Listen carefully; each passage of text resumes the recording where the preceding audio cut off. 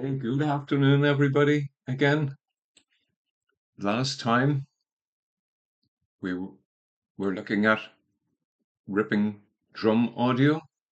This track here, for instance, we ripped it into Midi using Easy Bass. We did a very basic conversion, just kicks and snares, just for the purpose of this demonstration. And we added some samples, but there's a little problem inherent with this, and that's that all the samples are hitting at the same velocity. As you can see. So what we're going to do, we're going to try and overcome that in today's video. Okay, I don't need my kicks. I just unsolo those. We'll try not to confuse you here. This is the sampler here, SSD drums. And as you will see, I've only got the kick and the snare, and they're all soloed out, and they're going out on 1 and 2. And that's channel 1 and channel 2. So our kick is going here to this one, and our snare is going here to this one. Okay, as you will see, there is nothing on both of those tracks. Both of those are being fed from the sampler. Right, what we're going to do is we are going to render this. And you can see by the render that none of the hits are hitting at the same velocity. It's not a constant velocity. And that's what we're trying to overcome here. Now, this will take a moment. I'm sorry, I don't know how to fast forward in real time. I don't think that's possible. And I haven't been bothered to learn any video editing software. My life is too busy already. And too many irons in the fire. Okay, so this is the track from the sampler. We don't need this for the moment. Let's put it out of the way and just hide it there slightly. The grey one is the one we're working on. Go to your effects on the one that you've just rendered on the stem. Select your effects, go to all plugins and type LUFS. And you will see this loudness meter. Select it. I know you have it because it's a Reaper plugin. Now, we'll just play it for a second. I'll show it to you in case you haven't seen this before. You probably have. Okay, works fine. This little question mark in the corner, click it. It opens up this dialog. Okay, and here's where the magic happens. This output loudness values as automation. We want to select the momentary values. We don't want an average value over a few, so what is it, 300 milliseconds or a second or integrated.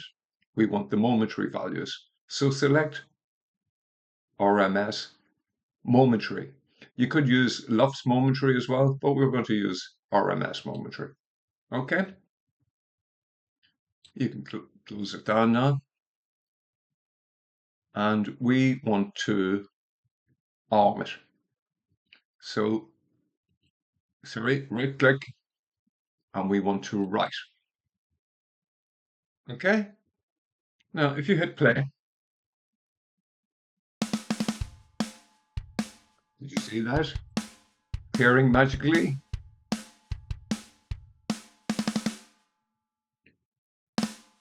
It's writing the individual loudness outputs for each hit.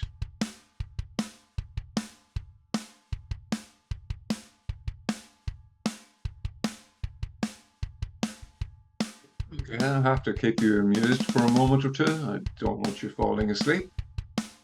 I went for a drive across the mountains this morning in my old car. and very pleasant it was too. I needed to de-ionize to get away from an electrical field for a little while. And I thought while I was driving, I'll come back and finish off this video for you. I'm enjoying making them myself, so it's as much for me as it is for you. I never really thought I'd get into making videos, being a YouTuber, but here we are. And I suppose I'd better apologise for the little bit of self-indulgence yesterday. I uploaded a song that I collaborated with Gemini, AI, and Suno. I had recorded some ideas, and here's the thing about Gemini, you can pass it up an audio file, and it will examine it for you, and you can tell it. You can give it some ideas. You can say you want to create a certain type of song from this idea, and perhaps it can reference other artists, but don't name the artists. Name the type of music they make and where it was recorded, and it's not the music, but everything else about it. What sort of a desk it was recorded on, whether it was a Neve desk, an SSL desk, a Trident desk, which is what I used on the track yesterday. And yeah, that's the type of desk David Bowie and others used in the UK. And that's the flavour we wanted. And like I said, don't mention any artist names, and you'll be good to go. Learn how to use those prompts. They're really, really powerful in Suno. We're coming to the end now. Oh, good. Just let it trail off now, and we'll stop it. Okay. Now take it out of record or out of write. Put it back on trim for the moment. You're probably wondering, what has volume automation on this render track? How is that going to affect the sample track? I'll show you now.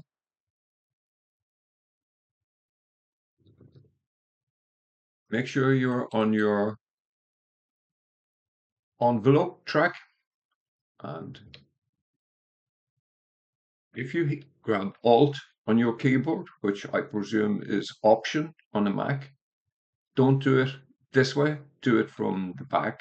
Do it from the end to the beginning. I did it the other way, and I made a little, not an error. It just put it out by a couple of microseconds, and I had to adjust the envelope. But if you do it from the back to the beginning, it writes it nicely, like so, and keep going, and just let it go. Okay? So now we know we're right at the beginning and right where we want to be at the end. Okay? Go to your snare track, to your snare sample track. Hit V. It opens up the volume automation underneath. Go back to your, this is called an automation item in Reaper. You see this little gray bar underneath with the writing. Control and drag it down with the mouse.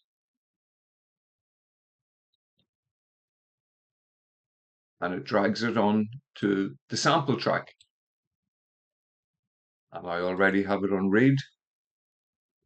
So put it on to read. Now we have two sample tracks. Let's do it again. Select your sample track, hit V, to open up the volume envelope. Sorry, I'm just going to pull it down slightly for you to see. And we are going to repeat the same thing again. Let's just pull it down from here. So control and grab and bring it down. Okay.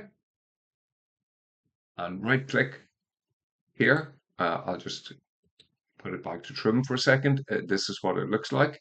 If you right click on it, we want to read it. This time we're not writing it. Now we don't need this track anymore, actually, because it's playing from the sampler. We can get rid of it. And the initial volume, the initial output from the plugin, we don't need that anymore, so we can just get rid of it.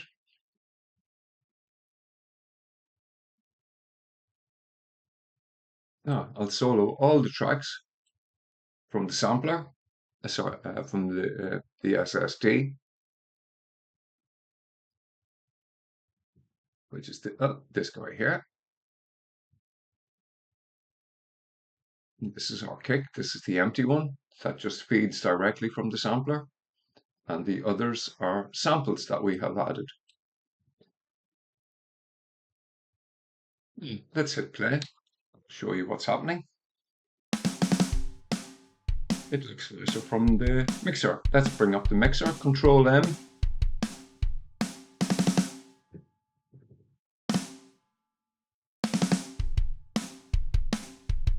We have our kick and our snare hitting the correct velocity.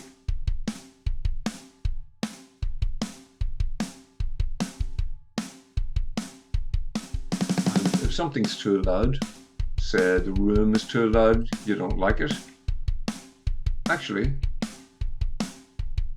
while we're here, let's just stop in a moment. This is our kick room sample. You remember how we did it? Select them all, drag a marquee select, right click on your mouse to do a marquee select, select them all, right click to make sure that the loop item source is not ticked like these little tick marks here. Make sure it's like that. Control Alt X, or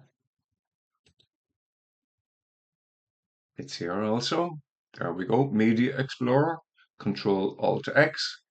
So Control Alt and X brings up your Media Explorer, and it has opened up on my samples folder. We are looking for a roomy snare. I think I used room only the last time. I want to use a roomy snare this time. I'm going to select this one. And what I did was I double clicked, and that's an error. Let me just put this down a second and do a Control Z.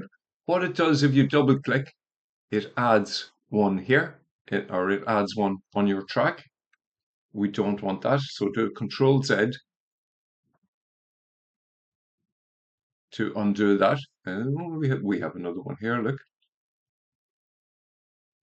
No, we're okay, we're good to go. So select all your items, Control Alt X. Now just click on it once, don't double click it or you'll get it, you'll make a mistake. Now right click it and you want to go insert in selected media items. Replace media source. This one here. Okay. We can close that down. It has replaced all the samples in here. And they're all going to hit at the correct velocity. If the room is too loud, stop the track for a moment. Beg your pardon. This one. Just trim it for a second. Now we could start at a lower baseline. We could take it down by say 9 dB and then put the trim back on. Right click and read. It starts at a lower place. It's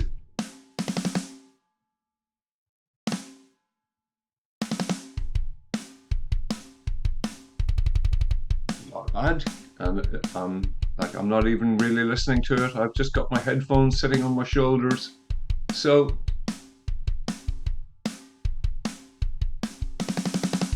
I'll just go. I'm going to replace one of the kick samples because I think I used the wrong sample on the room. I think I used a roomy sample rather than a kick room sample. So select all your items. I'll put the mixer away for a second. Select all your items. Control Alt X. And we're going to look for a kick. I want a roomy kick, not a room only kick. So we want roomy kick 1. Okay. One, just select it, don't double click it. Now right click and insert in selected media items, replace media source. Okay, and it has replaced all the samples.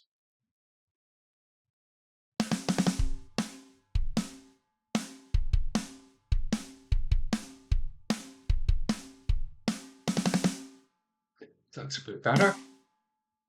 Okay, I think that pretty much covers it. To just to recap, we took some drum audio, this track here, which is muted. I'll just solo it for you, just to bring up the color, just to show you. This is drum audio. We converted it to Midi using Easy Bass. And we added SSD, Stephen Slate drums to the MIDI track. We took two outputs from it, two channels, our kick and our snare, and we rendered each of those tracks. We took the velocity envelope from it and we applied it to our sample tracks here and here and here and here.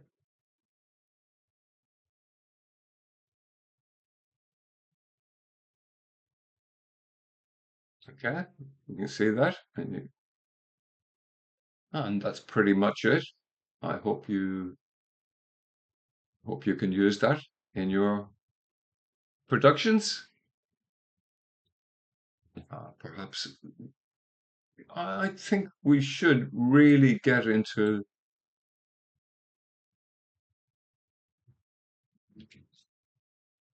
having a look at the audio very soon. I want to show you something.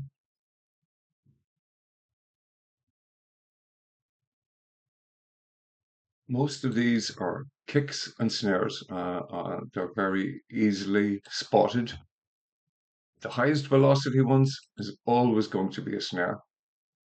These little roundy ones, most likely kicks, and these little in-betweeny ones are hi-hats. And these strange ones here, I imagine this is a kick and a crash, and probably a kick, a crash, and a ride at the same time, and it continues the whole way through here. And this is a snare, and this is a snare, and this is a snare. So there's something happening in here. There's cymbals and hi-hats happening in there also. I'll show you how to work those out, perhaps in the next video. You see here, the kicks and snares are easily discernible, but these strange parts in here are a little bit different.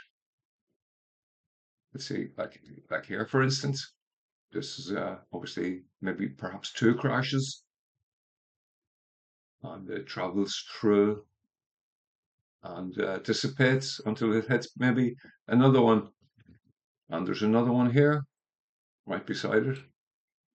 So perhaps we'll look at those the next time, guys. Anyway, that's all for now. I'll uh, I'll see you very soon. I won't leave it as long the next time. And take care. I'll speak to you all soon. Bye bye.